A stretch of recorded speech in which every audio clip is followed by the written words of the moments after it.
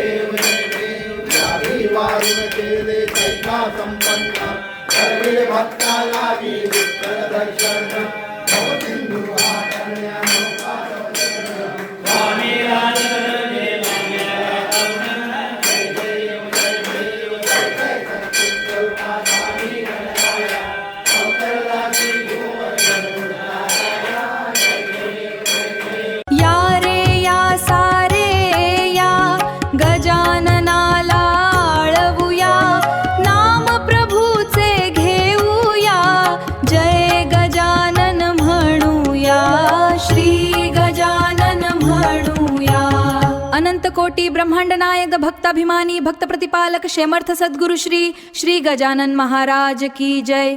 श्री गजानन महाराज की जय। श्री गजानन महाराज की जय। निघाली पालखी जीव हा जळ रे ऐकून घेशील का पाय पाय गजानना मला शेगावला नेशील का पाय पाय गजानना मला शेगावला नेशील का शेगावला नेशील का बाबा मला शेगावला नेशील का शेगावला नेशील का बाबा मला शेगावला नेशील का पायात केशर तिचा वळा निघाली पायात केशर तिचा वळा निघाली पालखी जीवा जळ ऐकून घेशील का पायी पायी गजानना मला शेगावला नेशील का पायी पायी गजानना मला शेगावला नेशील का शेगावला नेशील का बाबा मला शेगावला नेशील का शेगावला नेशील का बाबा मला शेगावला नेशील का सुगंध फुलाने बाबा तुझी पालखी सजावितो तुझी पालखी सजावितो तुझी पालखी सजावितो मी मंगल मूर्ती झाली तुला पालखीत बसवितो तुला पालखीत बसवितो तुला पालखीत बसवितो मिरमिटलेन खांद्यावरती मिरमिटलेन खांद्यावरती संगाती येशील का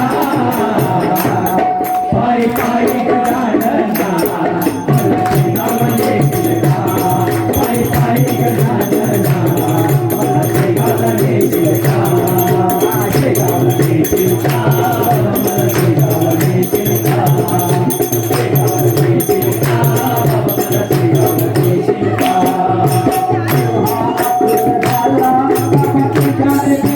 झाला विचार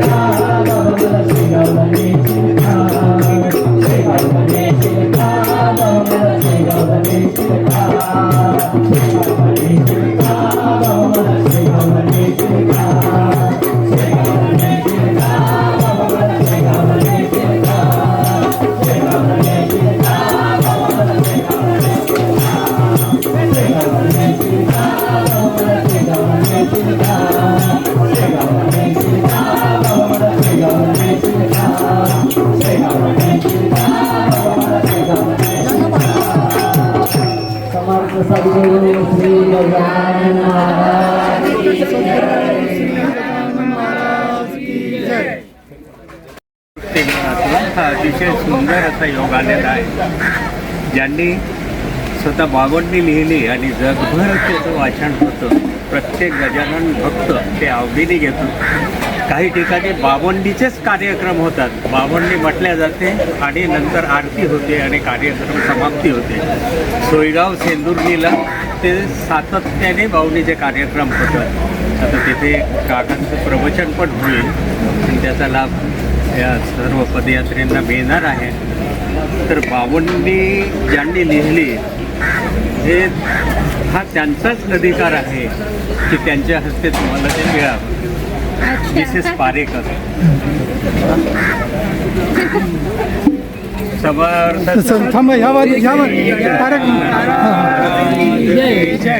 समर्थ सद्गुरु श्री गजानन महाराज की जय।